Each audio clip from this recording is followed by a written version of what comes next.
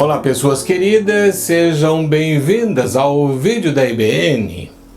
E sem mais demora, vamos a ele.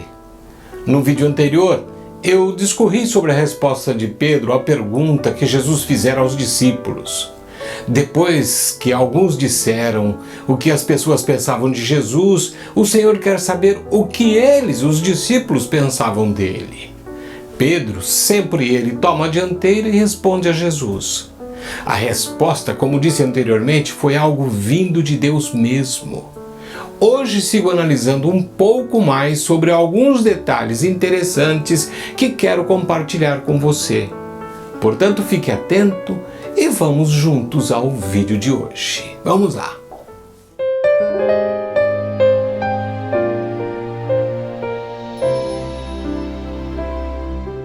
Mateus capítulo 16, versos 16 e 17, nos informam. Respondendo, Simão Pedro disse: Tu és o Cristo, o Filho do Deus vivo. Então Jesus lhe afirmou: Bem-aventurado és, Simão Bar-Jonas, porque não foi carne e sangue que tu revelaram, mas meu Pai que está nos céus.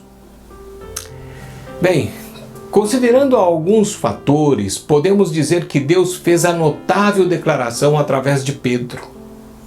Algum tempo antes, quando Jesus caminhou sobre as águas, os discípulos o receberam em seu barco. A reação natural deles foi adorá-lo e dizer: verdadeiramente és Filho de Deus. Apesar de ser bem mais do que o povo dizia acerca de Jesus, essa declaração, todavia, era incompleta. Observe que não usaram artigo definido quando qualificaram o Salvador.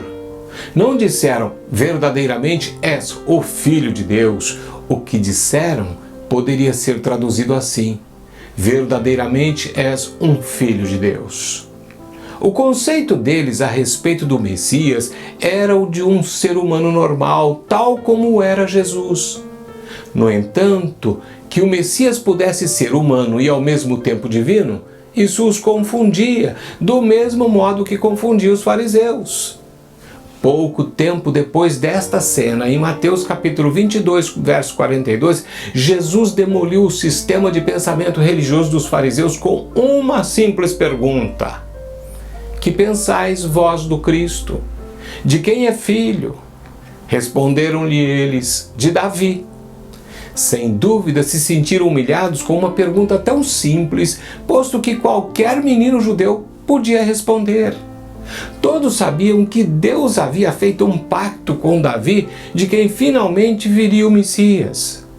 Jesus continuou no verso 43 com outra pergunta: Como, pois, Davi, pelo Espírito, chama-lhe Senhor?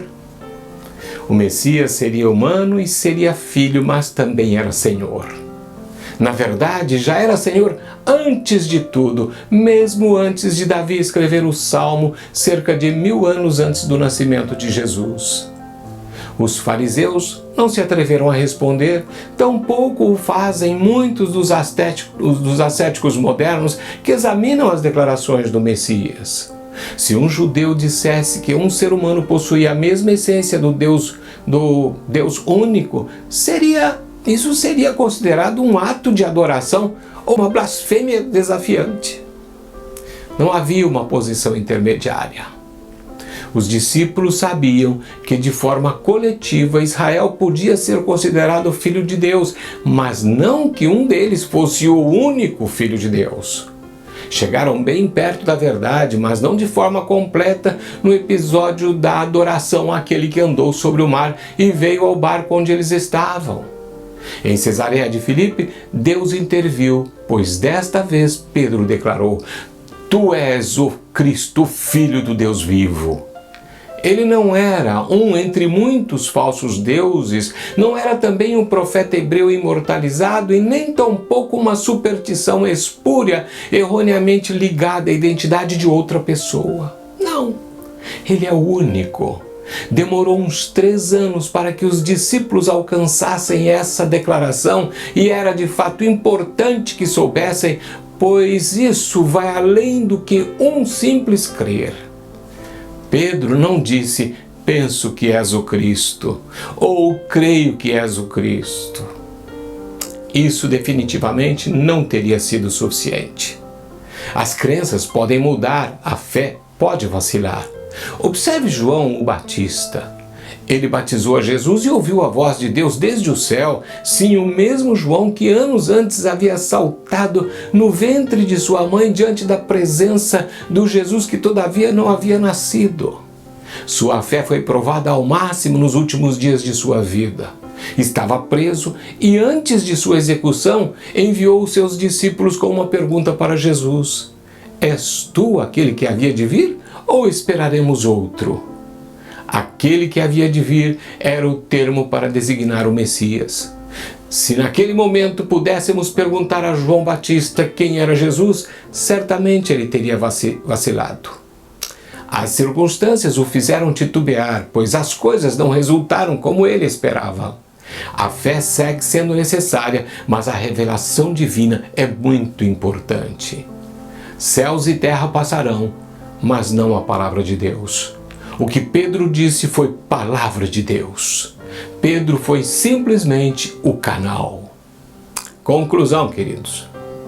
Medite no texto que iniciei o vídeo, ou seja, o texto da resposta de Pedro a Jesus. Reflita a uma pergunta que deixo para você, né? O que Jesus é para você? Sua resposta pode ser uma questão de vida ou morte.